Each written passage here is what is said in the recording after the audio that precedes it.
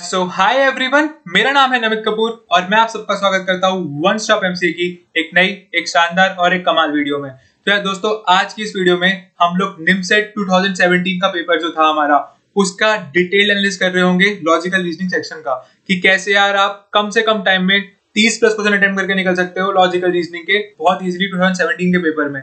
क्योंकि मेरे को बहुत सारे बच्चों के कमेंट्स आ रहे थे कि भैया पजल्स में दिक्कत आ रही है, रीजनिंग नहीं हो रही है। तो यार आज हम एक्चुअल पेपर का एनालिसिस करते हुए देख रहे होंगे कि कितनी जल्दी हम लोग क्वेश्चन सॉल्व कर सकते हैं, क्वेश्चन को सॉल्व करने की क्या टेक्निक्स होती हैं। कुछ मैं आपको शॉर्ट ट्रिक्स भी बता रहा हूँ और कुछ आपको वैल्यू रख के या ऑप्शंस की हेल्प से आंसर सॉल्व करना दिखा रहा हूँ। तो यार अपने साथ एक कॉपी और एक पेन जरूर लेके बैठना और पूरे जोश के साथ इस वीडियो को शुरू करना। वीडियो के डिस्क्रिप्शन में ये जो पीडीएफ मेरे सामने अभी चल रहा है, इसका मैं लिंक डाल दूंगा। जिन बच्चों को भैया रेफरेंस के लिए क्वेश्चंस चाहिए वो पीडीएफ को रेफर कर सकते हैं, बाकी क्वेश्चंस डिस्प्ले पे भी आ रहे होंगे। तो यार प्रॉपर फॉर्मेट में टेबल चेयर पे कॉपी पेन लेके जरूर बैठना, तभी सॉल्व करना। सिर्फ वीडियो को वीडियो की तरह मत देखना, ये सत्यनारायण की कथा नहीं है। इसको प्रॉपर एक एक्चुअल वे में बैठ के, जिस तरह से तुम एक्चुअल पेपर सॉल्व करोगे उस तरह से सॉल्व करने के पर्पज से बैठना। तो चलिए यार इस वीडियो को शुरू करते हैं।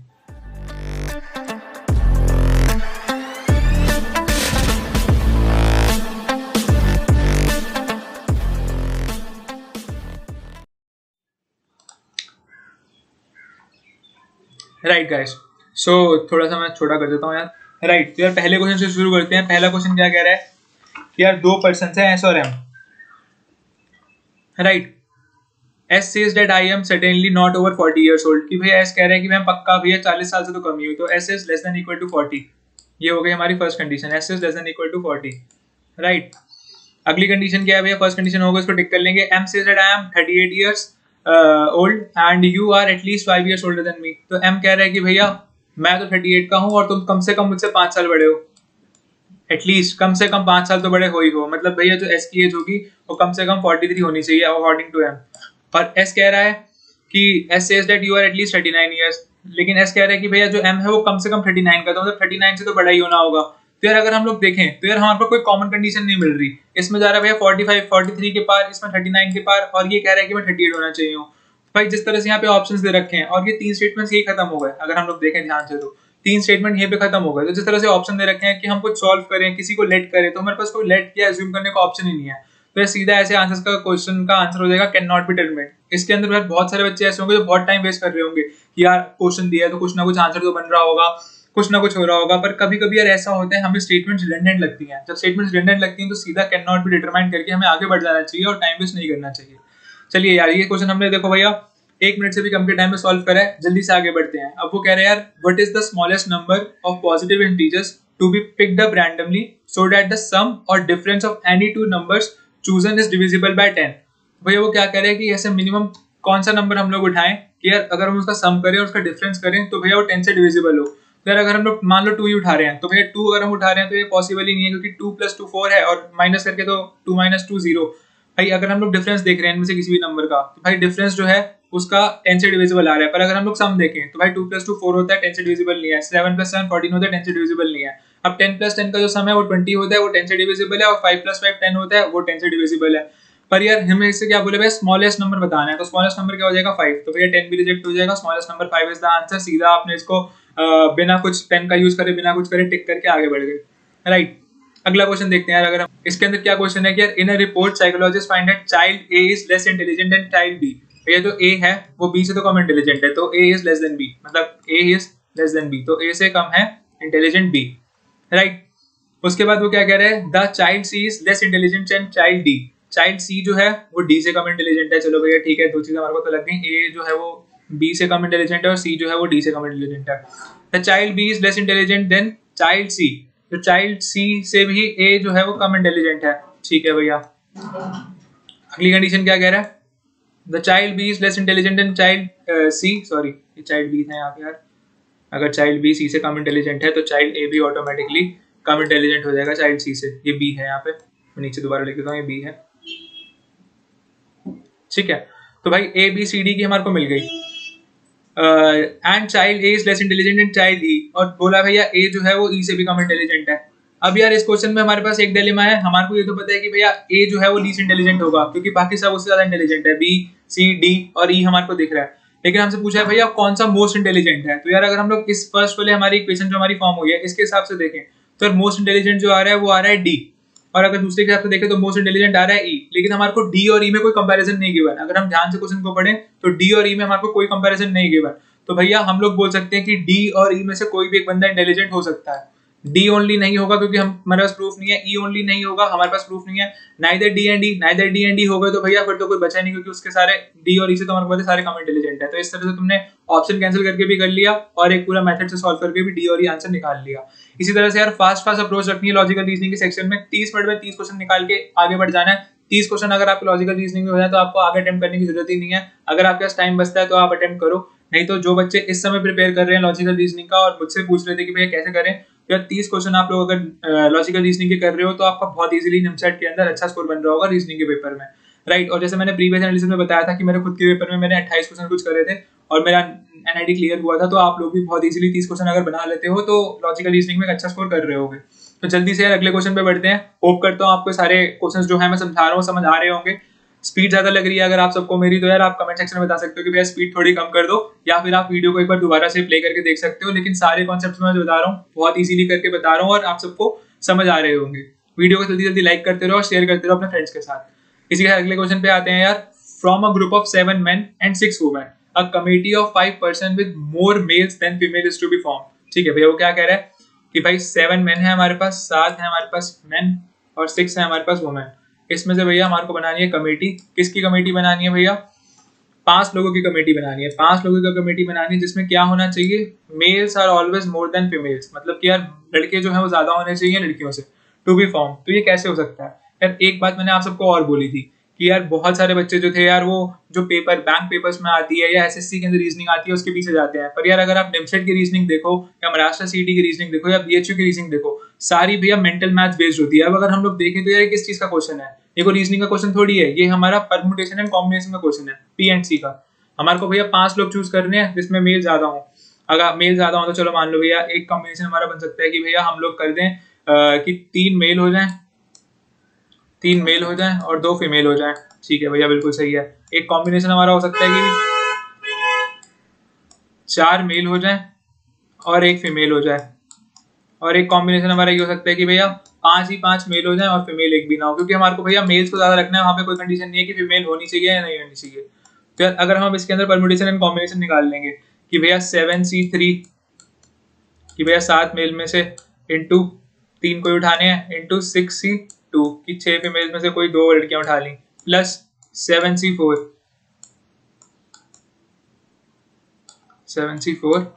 मतलब कि भैया कोई भी 4 मेल उठ जाए इंटू 6C1 एक फीमेल आ जाए, प्लस 7C5 कि भाई कोई 5 मेल्स आ रहे हो इंटू 6C0 कोई भी फीमेल ना आ रही हो। तो ये तीनों केसेस जो थे हमारे यहाँ पे कवर्ड हो गए। अब देखो यार कहने को परमुटेशन का क्वेश्चन है पर लॉजिकल रीजनिंग में आ रखा है, तो यार मेंटल मैथ्स के क्वेश्चन ही आएंगे। अब इसको अगर आप लोग सॉल्व कर लोगे तो यार ये 576 बन रहा होगा। ये सॉल्विंग का पार्ट में हटा रहा हूँ, नहीं तो वीडियो बिना बात के लंबी हो जाएगी। इसको आप लोग सॉल्व करोगे और ऐड करोगे तो आपको यहाँ पे 756 बहुत इजीली मिल रहा होगा, राइट। आगे बढ़ते हैं अब नेक्स्ट क्वेश्चन पे फटाफट से। यार अब ये क्या कह रहे हैं? अब ये देखो भैया, ये आगे थोड़ा सा पजल टाइप का क्वेश्चन, जैसे बच्चे भैया बहुत कंफ्यूज हो रहे थे कि भैया पजल नहीं हो रही, तो चलो इस क्वेश्चन को देखते हैं। ये क्या कह रहे हैं यार? ABCDE and F are a group of friends from a club. तो भैया एक क्लब था, उसके अंदर ये ग्रुप ऑफ फ्रेंड्स हैं। क्या कह रहा है क्वेश्चन? 2 हाउसवाइफ हैं। तो हमारे पास भैया 2 तो है हाउसवाइफ, 2 हाउसवाइफ, इसको ऐसे लिख सकते हो HW हाउसवाइफ। फिर क्या कह रहा है वो? एक लेक्चरर है, 1 लेक्चरर 1L, एक आर्किटेक्चर है, 1 आर्किटेक्चर। भाई ये तुम शॉर्ट फॉर्म्स यूज करो फिर पूरा लिखने बैठोगे टाइम बहुत वेस्ट होगा। शॉर्ट फॉर्म यूज करनी है। एक अकाउंटेंट है AC, ठीक है, और एक क्या है? अकाउंटेंट है और एक लॉयर है, एक है लॉयर। चलो ठीक है भैया, बढ़िया, एक लॉयर है इसमें। अब वो क्या कह रहे हैं यार? देयर आर 2 मैरिड कपल्स, तो 2 लोग शादीशुदा हैं। The lawyer is married to D। ठीक है भैया, एक और चीज हमारे को क्या पता लगी कि भैया जो लॉयर है हमारा वो किससे शादी करके बैठा है? D से। Lawyer is married to D। अभी हमारे को नहीं पता कि भैया मेल है फीमेल है। और मैं एक और चीज बता दूं यार, मेल फीमेल को रिप्रेजेंट करने के लिए अगर मैं कहीं पे प्लस लिख रहा हूँ तो ये स्टैंडर्ड नोटेशन होती है कि भैया हम मेल की बात कर रहे हैं, और अगर मैं कहीं पे माइनस लिख रहा हूँ तो वो स्टैंडर्ड नोटेशन होती है कि हम लोग फीमेल की बात कर रहे हैं। तो आपको मेल फीमेल में कंफ्यूज होने की जरूरत नहीं है। अगर कहीं पे आपको प्लस दिखे तो वो मेल है, माइनस दिखे तो वो फीमेल है, ठीक है। ये स्टैंडर्ड होता है रूल हमारा जब हम लोग किसी भी इसको क्वेश्चन को सॉल्व कर रहे होते हैं, राइट। तो क्या कह रहा है? There are 2 married couples, the lawyer is married to D। Lawyer जो है उसने D से शादी कर रखी है, हु इज अ हाउसवाइफ, तो भैया हमारे को पता लग गया कि जो डी है वो हाउसवाइफ है, मतलब वो लड़की ही होने वाली है। तो भैया लॉयर जो है हमारा लड़का हो जाएगा। पहले हमारे को नहीं पता था, क्योंकि हो सकता है लॉयर लड़का लड़की भी हो सकती थी, पर अब हमारे को पता लग गया कि डी एक हाउसवाइफ है, तो लॉयर जो है हमारा लड़का ही होगा, राइट, और डी हमारी लड़की होगी। चलो ठीक है। अगला वो क्या कह रहा है हमारे को, no ladies either an architect or not an accountant. तो हमारे को पता लग गया कि भैया जो आर्किटेक्चर है ये वाला, ये भी एक मेल है, और जो अकाउंटेंट है हमारा ये भी एक मेल होने वाला है, इसलिए मैंने क्या प्लस लिख दिया। ठीक है। फिर वो क्या कह रहा है यार कि और an accountant C, the accountant is married to F. अब जो हमारा अकाउंटेंट है हमारा सी जो है अकाउंटेंट, उसने करी है शादी एफ के साथ, उसने करी है शादी एफ के साथ। ठीक है भैया, चलो आगे देखते हैं। अभी एफ के बारे में कुछ नहीं पता। हु इज अ लेक्चरर, चलो पता लग गया भैया जो एफ है वो लेक्चरर है। चलो बहुत सही है, ये भी एफ लेक्चरर है और सी हमारा अकाउंटेंट है, ए सी है हमारा अकाउंटेंट है। और ये मेल था ए सी, मतलब हमारे को पहले पता था कि भैया जो ए सी है वो मेल है, तो जो लेक्चरर एफ होगी वो फीमेल हो जाएगी। हमारे को से भी पता लग गया कि तीसरी जो वुमेन है वो हमारी एफ होने वाली है, सॉरी दूसरी वुमेन जो है हमारी एफ होने वाली है। तो if E is not a housewife but is the profession of E. अब वो कह रहे हैं भैया जो ई है वो हाउसवाइफ नहीं है, ई जो है वो हाउसवाइफ नहीं है, तो मतलब ई यार कोई बंदा होगा जिसने शादी करी होगी। तो यार ई जो है अगर वो हाउसवाइफ नहीं है हमारे पास, तो यार ई को क्या होना चाहिए। तो यार अगर हम लोग क्वेश्चन को देखेंगे तो हमारा क्या क्या कवर हो चुका है भैया, लॉयर, डी, सी और एफ। अब लॉयर का हमारे को नहीं पता कि भैया लॉयर इस समय हमारा यहाँ पर क्या है, राइट। तो यार जो ई है अब वो कह रहा है कि हम, अच्छा सॉरी हम लोग कहाँ पे थे, हम लोग यहाँ पे थे कि जो ई है वो उसका जो है हमारे पास क्या प्रोफेशन होना चाहिए। तो यार हमने अभी तक देखा कि यार डी का हमने पता लगा लिया था ये, और हमारे को पता है कि यहाँ पे हमारा जो आर्किटेक्चर है वो भी एक मेल है, ये मेल है, ये मेल है।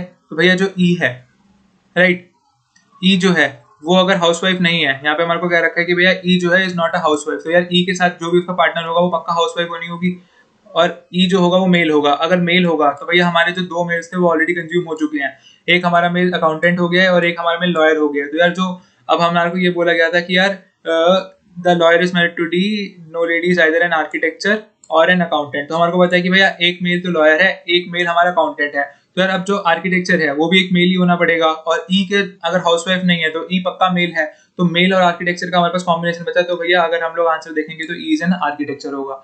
अगर ये चीज समझ नहीं आई होगी तो एक बार दोबारा देखना, इसको खुद से बनाना, ये आपको क्लियर हो जाएगी, राइट।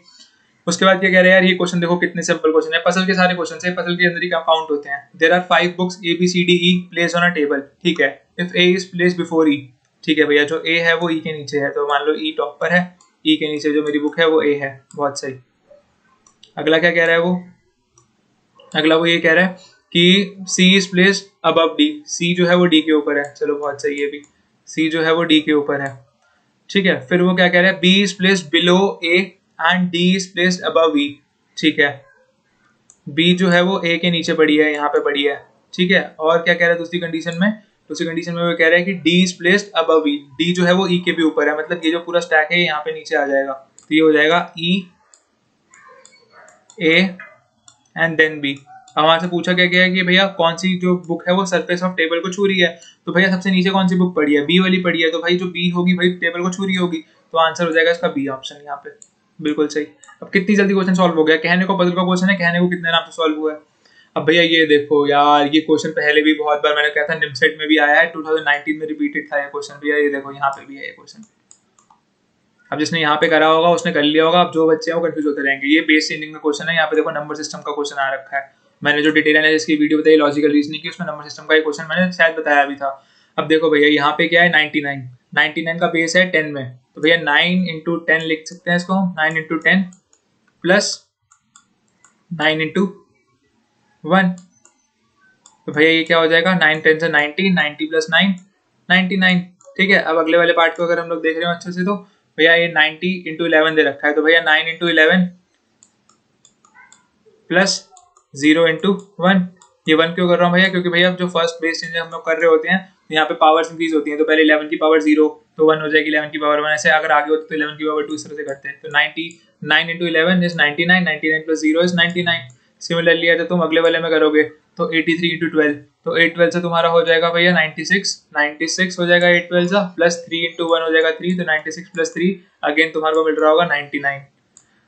फिर 78 इंटू 13 करोगे तो 13 7 से हो रहा होगा तुम्हारा 91, 13 7 से 91 प्लस 8 करोगे तो भैया वो भी हो जाएगा तुम्हारा 99।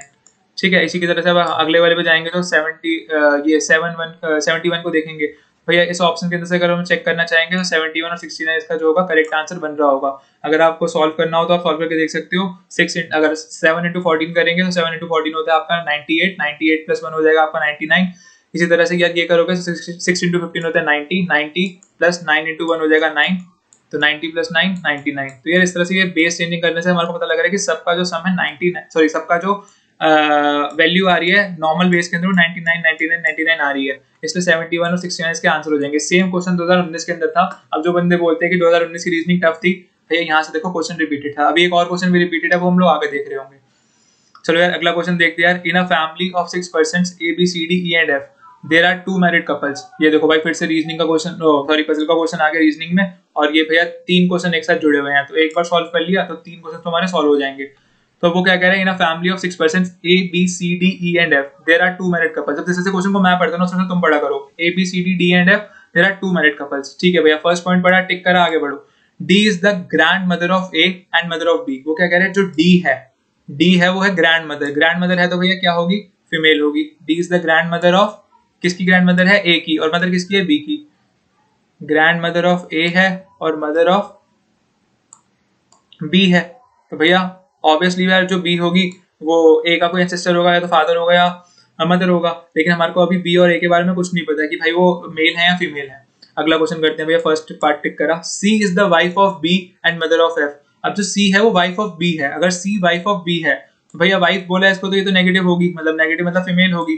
तो भैया बी ऑटोमेटिकली मेल हो जाएगा, क्योंकि भैया बी की वाइफ है तो भैया मेल हम कंसीडर करेंगे कि बी हो गया मेल, तो मतलब बी हो जाएगा फादर ए का। और जो सी क्या बोला गया साथ ही साथ में कि C is the wife of B and mother of F, और जो सी है वो एफ की मदर भी है। अब हमारे को एफ के जेंडर के बारे में नहीं पता कि ये मेल है या फीमेल है, राइट। अगला क्वेश्चन क्या कह रहा है, F is the granddaughter of E. F is the granddaughter of E, मतलब पता लग गया भाई एफ तो है ग्रैंड डॉटर। ग्रैंड डॉटर है तो भैया फीमेल होगी, और ग्रैंड डॉटर है तो भैया किसकी ग्रैंड डॉटर है, ई की। तो डी के साथ शादी किसकी होगी, मतलब दादाजी कौन होंगे, ई होंगे।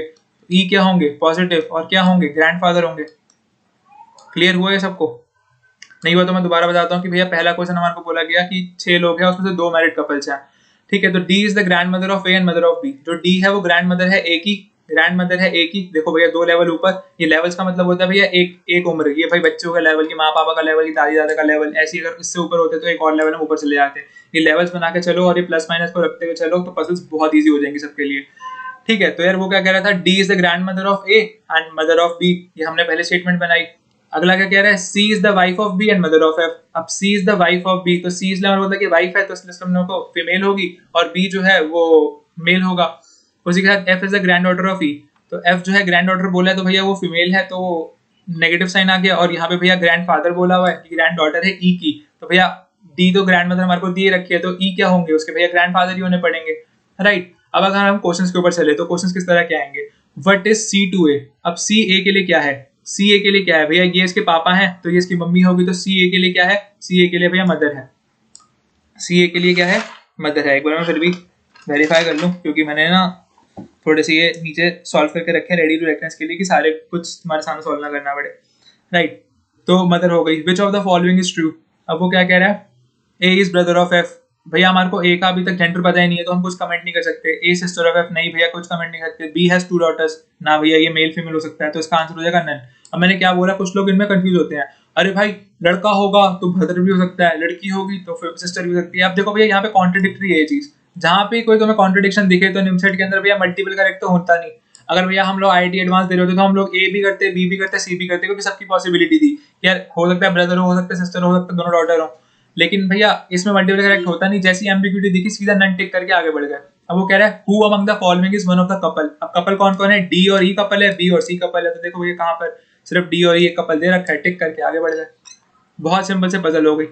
अब ये क्या कह रहा है यार, if the day after tomorrow is 3 days before Friday then today is. अब यार बच्चे जो कह रहे थे यार कि कैलेंडर प्रॉब्लम्स नहीं हो रही भैया, ये नहीं हो रही, या ये देखो भैया कैलेंडर बेस्ड प्रॉब्लम है, या इसको आप मंथ बेस्ड प्रॉब्लम भी बोल सकते हो, ऐसे कैलेंडर प्रॉब्लम्स का पार्ट ही आता है। अब भैया अगर हम लोग ध्यान से देखो तो ये होता है Sunday, Monday, Tuesday, Wednesday, Thursday, Friday, Saturday. अब वो क्या कह रहा है कि if the day after tomorrow, अच्छा थोड़ा कंफ्यूजिंग लग रहा है, इसको मार्क करके आगे बढ़ते हैं। इस 3 days बिफोर फ्राइडे, क्या कह रहे हैं, इस 3 days बिफोर फ्राइडे। चलो मान लो भैया ये फ्राइडे था, तो फ्राइडे से 3 दिन पहले क्या होगा, 1 2 3, फ्राइडे से 3 दिन पहले आया होगा ट्यूसडे। ये भैया ट्यूसडे हमारा आ गया। उसके बाद वो क्या कह रहा है, देन टुडे इज, चलो ठीक है टुडे देखते हैं। तो भाई वो क्या हो गया, द डे आफ्टर टुमारो। तो भैया day after the day after, तो मान लो कि भैया डे आफ्टर तो हो गया भैया मंडे मेरा, क्योंकि अगर हमारे को डे आफ्टर टुमारो निकालना है तो डे आफ्टर हो गया मंडे, और मंडे के बाद अगर हमारे को टुमारो पता है तो टुमारो हो जाएगा हमारा संडे। तो भैया टुडे क्या होगा, टुडे होना पड़ेगा सैटरडे। अगर मैं इसको ऐसा समझाऊं कि अगर ये फ्राइडे है और फ्राइडे से अगर हम लोग 3 पीछे आएंगे, थर्सडे, वेडनेसडे और ये ट्यूसडे, राइट। ट्यूसडे से अगर हम लोग उसको देखें डे आफ्टर टुमारो को, तो भाई जो डे आफ्टर टुमारो वाला होगा वो होगा Monday.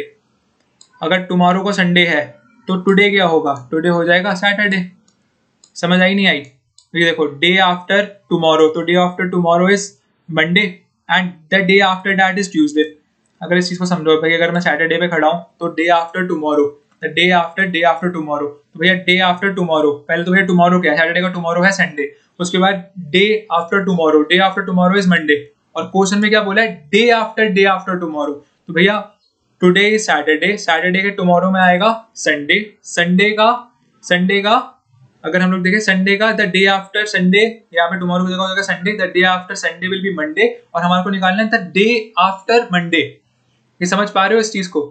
The day today is Saturday, Saturday के अगला टुमारो जो होगा वो हो जाएगा हमारा संडे का, the day after Sunday will be Monday and the day after will be, Sunday के बाद आ जाएगा मंडे। तो भैया अगला जो हमारा जो होगा वो होने वाला होगा ट्यूसडे। तो ये कंडीशन हमारी चेक हो गई कि भैया 3 दिन पहले जो था वो होगा हमारा फिर ट्यूसडे, इसका सही आंसर। ये आई बात या नहीं आई समझ? सॉरी ट्यूसडे नहीं होगा, ट्यूसडे तो हमारे को दे रखा है, टुडे होगा सैटरडे। कैसे सैटरडे हो रहा है भैया, दोबारा बता देता हूँ मैं एक बार। ये हमारा फ्राइडे था, फ्राइडे से 3 दिन पहले हो जाएगा ट्यूसडे, ट्यूसडे के पहले अगर हम लोग जाएंगे द डे आफ्टर टुमारो में, तो वही चीज रिपीट होगी। अगर टुडे सैटरडे है, tomorrow will be Sunday, Sunday के बाद next day after the tomorrow will be Monday, और मंडे के बाद द डे आफ्टर टुमारो वाला जो होगा वो हो जाएगा ट्यूसडे। तो टुडे होगा सैटरडे, और सैटरडे से आगे हम लोग ट्यूसडे पे जाएंगे, और ट्यूसडे के अगर हम लोग देखेंगे 3 दिन पहले तो भैया फ्राइडे रहता है, मतलब 3 दिन आगे फ्राइडे रहता है। तो क्वेश्चन इस तरह से सॉल्व हो रहा है। बहुत इजी क्वेश्चन है, दोबारा समझना, नहीं समझ आता है कमेंट सेक्शन में दोबारा डाल के बोलना कि भैया ये क्वेश्चन समझ नहीं आया। क्वेश्चन को नोट करते चलो, और अगर आपको यार ये चीज अच्छी लग रही है और चीजें समझ आ रही है तो वीडियो को जल्दी से जल्दी लाइक करो, हमें भी मोटिवेटेड रखो कि हम आपके लिए और बहुत सारे रीजनिंग पेपर सॉल्व करके इस तरह से टिप्स लेकर आते रहें, राइट। तो यार अब वो कह रहा है find the missing term of the following series. अब यार ये कोडिंग डिकोडिंग का क्वेश्चन है, मैंने कहा था सबसे पहले तो यार इसके लिए एक ABCD अपने पास बना के रेडी रख लो। जैसे मैंने यहाँ पे ABCD बना के रखी हुई है, होप करता हूँ सबको विजिबल हो रही होगी। तो यार ABCD ऐसे बना के रखनी है अपने पास। तो वो क्या कह रहा है भैया, DCXW, भैया ये मेरा D आ गया, ये मेरा C आ गया, और क्या उसके बाद है X और W। ठीक है भैया, अगर हम लोग ध्यान से देखें तो यार यहाँ पे पहले 2 टर्म्स छोड़ी हैं और यहाँ पे लास्ट की 2 टर्म्स छोड़ी हैं। चलो ठीक है, अगला क्या है HDTS, तो यहाँ आ गया HD और TS। अगर हम लोग दोबारा देखें तो पैटर्न मिल गया भाई, F और E को छोड़ा है, 2 टर्म्स यहाँ छोड़ी हुई हैं, A और B को छोड़ा था पहले, उसके बाद 2 टर्म्स F और G को छोड़ा, और यहाँ पे U और V को छोड़ा तो T और S आया। अब हम अगली टर्म अगर हमारे को निकालनी है तो हमारे को क्या करना है भैया, 2 टर्म्स को पहले तो छोड़ना है। तो I और J कट गया यहाँ से, और Q और R कट गया यहाँ से, फिर हम लोग उल्टा चलेंगे तो LKPO, तो LKPO किसके अंदर है, LKPO, this will be the answer, right. इस तरह से देखो यार, अब छोटा सा क्वेश्चन था यार, लेकिन अगर तुमने यहाँ पे ABCD बना के रखा हुआ है तो तुम्हारा कितनी जल्दी क्वेश्चन सॉल्व हो गया। अगर ऐसी को सोचने लगता तो बहुत देर लग जाती। तो ये कुछ टिप्स हैं, कुछ ट्रिक्स हैं, इनको यूज करोगे तो बहुत जल्दी जल्दी क्वेश्चन सॉल्व हो रहे होंगे। अब अगले क्वेश्चन पे आते हैं यार, ये देखो यार ये क्वेश्चन। अब इस क्वेश्चन को देखें हम लोग तो यार क्या समझते हैं कि देखो कितना बड़ा क्वेश्चन है, देख के लग रहा है पढ़ने में कम से कम 1-1.5 मिनट का टाइम जाएगा। और अगर हम नीचे देखें तो यार ये सिंगल क्वेश्चन है, इस पे नीचे कोई क्वेश्चन भी बेस्ड नहीं है। पजल को करने का एक तरीका ये होता है कि भैया पजल वो वाली उठाओ जिसके ऊपर 2-3 क्वेश्चन बन रहे हो। जैसे हम लोग ऊपर जाके देखें भाई, जो मैंने पजल सॉल्व करी थी ग्रैंड मदर और फादर वाली, अब इस पे एक पजल में 3 क्वेश्चन थे, तो अगर मैंने टाइम 1-2 मिनट सॉल्व करने में लगाया उसको, या मैंने पूरा को पढ़ा और ये चार्ट बनाया, तो इससे मेरे 3 क्वेश्चन सॉल्व हुए, तो मेरे को +12 मिले। पर अब इस जगह पे अगर हम लोग दिमाग लगाएं, दिमाग क्या लगाएं कि भैया इतना बड़ा पढ़ूंगा मैं, पढ़ने में 1-1.5 मिनट का टाइम जाएगा, फिर सोचूंगा, बनाऊंगा, फिर ऑप्शन से सॉल्व करूंगा, 2-3 मिनट लग गए। 2-3 मिनट इन्वेस्ट करके मेरे को मिला क्या भैया, एक सही आंसर के 6 मार्क्स। तो भैया एक सही आंसर मिलने से अच्छा है कि भैया मैं इस क्वेश्चन को अभी के लिए इग्नोर कर दूं। तो भैया इस क्वेश्चन को इग्नोर करते चलो। हमारे को ये भी पता होना चाहिए कि हमारे को कौन सा क्वेश्चन करना है, कौन सा क्वेश्चन इग्नोर करना है। ये फर्स्ट क्वेश्चन था जो अभी तक हमने इग्नोर करा है, राइट। अब अगले पे आते हैं यार। अच्छा चलो ये देखो यार, ये भी पजल बेस्ड क्वेश्चन है, पर इस पजल बेस्ड क्वेश्चन को सॉल्व करने पे मेरे को 3 क्वेश्चन सही हो रहे होंगे। तो भैया 3 क्वेश्चन मतलब प्लस 18, इस पे भैया मैं रिस्क ले सकता हूँ, क्योंकि भैया अगर मैं 2-3 मिनट लगा रहा हूँ तो मेरे को 2-3 आंसर्स भी सही मिलेंगे। राइट, तो चलो अब उस क्वेश्चन को पढ़ते हैं भैया, स्टेटमेंट बाय स्टेटमेंट। एक अम्यूजमेंट पार्क है, वहां पे हमारे साथ 7 फ्रेंड्स हैं, एफ, फिरोज, गौतम, हरीश, जावेद, कुमार, लक्ष्मण और मोहन। तो भैया इसको तुम ऐसे लिख लो, फिरोज, FGH, फिरोज, गौतम, हरीश और कौन था, जावेद, कुमार, लक्ष्मण। जावेद, इनको भैया फर्स्ट एस का तरह से यूज करा करो, तो तुम भैया फर्स्ट वर्ड उठा लोगे तो भाई तुम्हारे लिए बहुत इजी होगा, तुम्हें पूरा पूरा नाम लिखना पड़ेगा, KL और M। ठीक है भैया, बहुत सही। अब वो क्या कह रहे हैं, heart decided to go on a roller coaster ride, there is time for only one ride before the park closes. चलो ठीक है यार, टाइम है एक राइड करने का अगर पार्क बंद होने से पहले, तो एक ही राइड ये सारे लोग कर सकते हैं। 7 फ्रेंड्स हैं, FGHJKLM, इनके नाम आप देख लेना। If Firoz ride, Gautam must ride, अगर भैया फिरोज जाएगा सवारी करने के लिए, अगर फिरोज जाता है सवारी करने के लिए, तो गौतम को ही जाना पड़ेगा, ये कंपलसरी है, ये कंडीशन दे रखी है। चलो फर्स्ट कंडीशन ये हो गई। If Gautam and Harish both ride, Javed can not ride. अच्छा ठीक है भैया, अगर गौतम और हरीश दोनों जाएंगे, Gautam and Harish both go, तो भैया जावेद बिल्कुल नहीं जाएगा, ये कंडीशन है। हो सकता है भैया इनकी कोई आपस में लड़ाई वड़ाई हो रखी हो, वो होता नहीं हमारे साथ कि भाई ये दोनों जा रहे हैं तो मैं बिल्कुल नहीं जाऊंगा। राइट, फिर अगला क्वेश्चन है, if Harish and Javed both ride, Lakshman can not ride. अच्छा ठीक है भैया, अगर हरीश और जावेद जा रहे होंगे तो लक्ष्मण बिल्कुल नहीं जाएगा।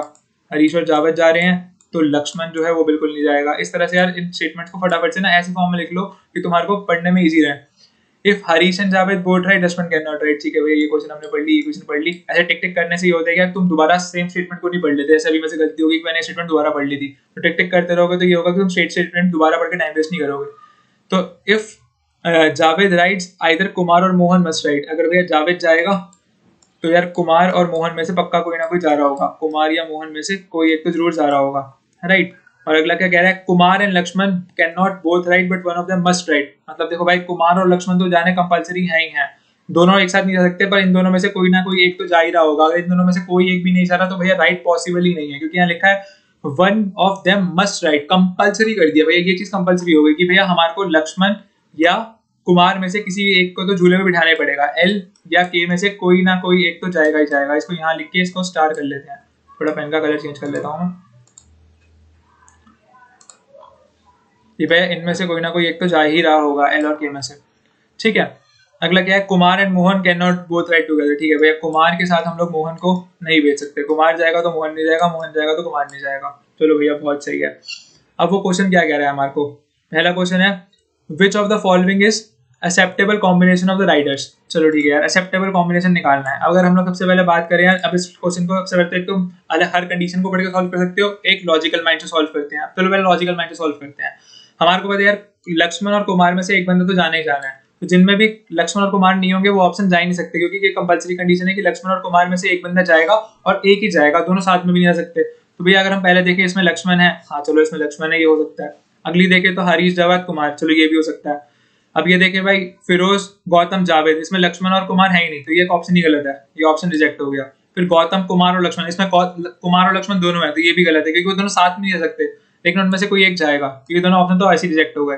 अगर हम अब ये देखें यार, हरीश, जावेद और लक्ष्मण, तो यार अगर हम देखें यार, हरीश है और जावेद जा रहा है, तो भैया हमारे पास एक कंडीशन थी कि भाई तब लक्ष्मण नहीं जाएगा, हरीश जा रहा है, जावेद जा रहा है, तो लक्ष्मण नहीं जाएगा, तो ये वाला ऑप्शन भी रिजेक्ट हो गया। तो हरीश, जावेद और Kumar will be the right answer, ये इसका फर्स्ट पार्ट था। अब लोग हम आते हैं इसके सेकंड पार्ट पे, if Javed and Mohan both right, which of the following is true. फिर जावेद और मोहन जो है वो दोनों राइट करेंगे। अगर जावेद और मोहन, कहाँ गया हमारे पास, जावेद और मोहन अगर दोनों राइट करेंगे तो इनमें से क्या सही होगा। चलो ठीक है यार, अब हम अपनी कंडीशंस पे आते हैं कि भैया जावेद भी राइट कर रहा है और मोहन भी राइट कर रहा है। तो यार हमें पता है अगर मोहन राइट कर रहा है तो कुमार राइट नहीं कर रहा होगा, मोहन राइट कर रहा है तो कुमार राइट नहीं कर रहा होगा, कुमार के लिए आंसर नहीं है। ठीक है, और क्या हमारे पास दे रखी है कंडीशन कि भैया जावेद राइट कर रहा है और मोहन राइट कर रहा है। तो भैया हमारे को जावेद राइट कर रहा है, मोहन राइट कर रहा है, तो हमारे पास एक कंडीशन ये थी यार कि भाई L और K में से कोई एक बंदा जाना चाहिए। तो अगर हम ऑप्शन देखें तो Gautam can not ride, Harish must ride, Firoz can, Lakshman must ride. भैया हमने अभी बताया था कि यार हमारे को कुमार और लक्ष्मण से किसी एक को तो भेजना ही है, एक ही ऑप्शन है जो कह रहा है लक्ष्मण मस्ट राइट, तो D will be the correct answer. बाकी सारे ऑप्शन को पढ़ने की जरूरत ही नहीं थी, बाकी सारे ऐसे रिडंडेंट हो गए। ठीक है, अब वो क्या कह रहा है, if Firoz and Harish both ride, what is the greatest number of people who can ride. चलो ठीक है भैया, फिरोज भी राइट करे और हरीश भी राइट करे। चलो ठीक है यार, अगर हम देखें यार यहाँ पे कि यार फिरोज राइट कर रहा है, फिरोज राइट कर रहा है, तो भैया गौतम भी राइट करेगा ही करेगा, तो दो लोग तो ये हो गए, दो लोग ये हो गए, ठीक है।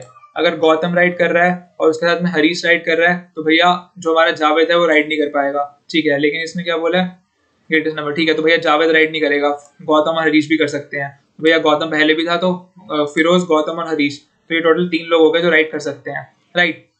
हरीश और जावेद जा नहीं रहे साथ में, क्योंकि जावेद को पहले ही रिजेक्ट कर चुके हैं, तो भैया यहाँ जावेद जा नहीं रहा होगा। अगर जावेद नहीं जा रहा है तो भैया लक्ष्मण चला जाएगा हरीश के साथ। जावेद को लक्ष्मण को प्रॉब्लम थी जब हरीश और जावेद जा रहे थे, पर अगर जावेद जा ही नहीं रहा तो लक्ष्मण भी जा सकता है। अगर लक्ष्मण जा सकता है तो हमारे को पता है भैया हमारा कुमार नहीं जा रहा होगा और मोहन चला जाएगा फिर उसके साथ में। तो यार हमारे पास कितने लोग हो गए, फिरोज जा सकता है, गौतम जा सकता है, हरीश जा सकता है, लक्ष्मण जा सकता है और मोहन जा सकता है। तो भैया 1 2 3 4 और 5 लोग हो गए हमारे। कौन कौन नहीं जा पा रहे होंगे, कुमार नहीं जा पा रहा होगा और जावेद नहीं जा पा रहा होगा। तो मैक्सिमम लोग कितने हो जाएंगे, अगर ये फिरोज और हरीश जा रहे होंगे तो मैक्सिमम नंबर ऑफ लोग 5 हो जाएंगे, ठीक है। होप करते हैं यार आप सबको चीजें समझ आ रही होंगी और अच्छी लग रही होंगी। जल्दी से थम्स अप करते रहो यार। अब ये आ गई है बहुत बढ़िया ट्रिक यार। इस ट्रिक को देखने से पहले वीडियो को जल्दी से जल्दी लाइक कर दो, क्योंकि बहुत बढ़िया ट्रिक मैं अब आप लोगों को बताने वाला हूँ कि यार नंबर ऑफ स्क्वायर्स को कैसे काउंट करते हैं और नंबर ऑफ रेक्टेंगल्स को कैसे काउंट करते हैं। यार अगर आपको इस फिगर में बताना होता कि नंबर ऑफ रेक्टेंगल्स कितने हैं, क्वेश्चन है अभी स्क्वायर का, पर अगर आपको बताना होता नंबर ऑफ रेक्टेंगल्स कितने हैं, तो नंबर ऑफ रेक्टेंगल्स निकालने के लिए आप लोग क्या करते कि सबसे पहले लाइंस काउंट कर लो। ये 1 लाइन है, ये 2 लाइन है, ये 3 लाइन है, ये 4 लाइन है, ये 5 लाइन है। तो भैया सबसे पहले तो आ गया हमारे पास 5C2। मैं बताता हूँ मैंने ये क्यों करा।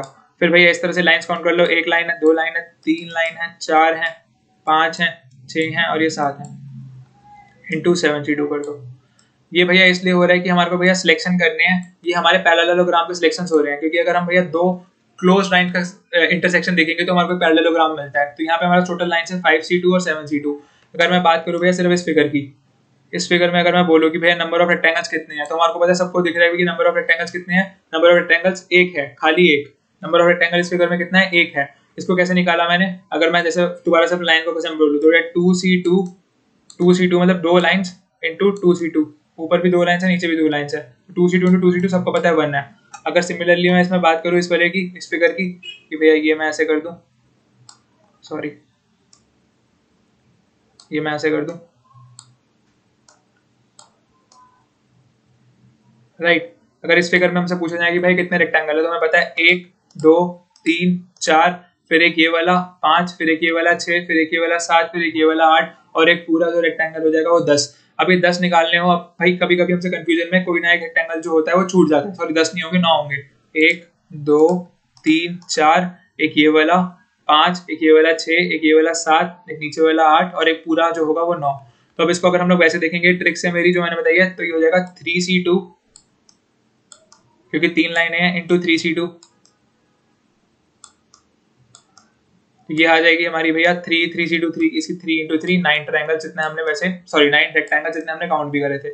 सिमिलरली अगर आप यहाँ पे 5C2 इंटू 7C2 करोगे तो इसके अंदर आपके पास भैया 210 रेक्टेंगल्स आ जाएंगे। अगर कोई क्वेश्चन पूछे 210 रेक्टेंगल्स का, फिर अब आप ये ट्रिक कर सकते हो, जितनी नंबर ऑफ लाइन्स है उसको यहाँ पे लिखो, जितनी नंबर ऑफ लाइन्स ब्रेथ मतलब ऐसे हैं हॉरिजॉन्टली, और जितनी वर्टिकल लाइंस है उनको ऐसे लिखो, नीचे C2 करो और जो आंसर है उसको लिख दो। ये तो हो गया तुम्हारे भैया रेक्टेंगल की ट्रिक। अब आते हैं भैया स्क्वायर निकालने की ट्रिक पे। अब कुछ बंदे होंगे वो काउंट करके टाइम वेस्ट करेंगे, हमें काउंट टाइम वेस्ट नहीं करना, हम लोग भैया वन स्टॉप MC के साथ जुड़े हुए हैं।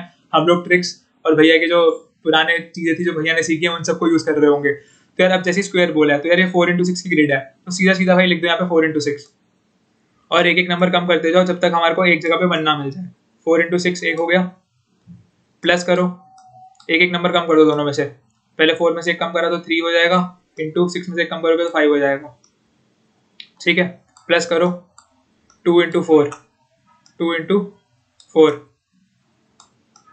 प्लस करो अगला वाला, एक एक कम करके, एक कम करूंगा इसमें से तो मैं 1 आ जाएगा, इसमें से एक कम करूंगा तो मेरा कितना आ जाएगा 3 आ जाएगा, ठीक है। अब इन सबको ऐड कर दो, 4 into 6 is 24, plus 3 into 5 is 15, 3 into 5 is 15, 2 into 4 is 8 और 1 इंटू 3 इज 3।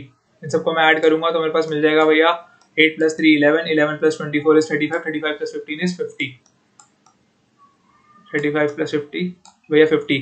भैया इसका आंसर जो होगा वो 50 हो जाएगा। अब ये ट्रिक क्या थी, ट्रिक ये थी कि भैया जो भी तुम्हारे को दे रखा हो जितने भी उसका, तो भाई कितने ऐसे नहीं दो, अगर कभी कभी देना रखो कितने की रेट है तुम काउंट कर लो, 1 2 3 4, 1 2 3 4 5 6 और भैया जब तक तुम्हारे को एक जगह पे 1 ना मिल जाए, जैसे मेरे को यहाँ 1 मिल गया तो मैं यहाँ स्टॉप हो गया, क्योंकि इसके अगर तुम करोगे तो भी 0 हो जाएगा, राइट, मतलब 1 में से -1 करूंगा 0 हो जाएगा। तो ये 4 × 6 करा, उसके बाद एक एक माइनस कर दो, 4 में से एक माइनस करा 3 आ गया, 6 में से एक माइनस करा 5 आ गया। तो मैं भैया हाइलाइटर ले लूँ यहाँ पे, तो भैया 4 में से एक माइनस करा तो 3 आ गया, हाइलाइटर सेलेक्ट नहीं हुआ क्या?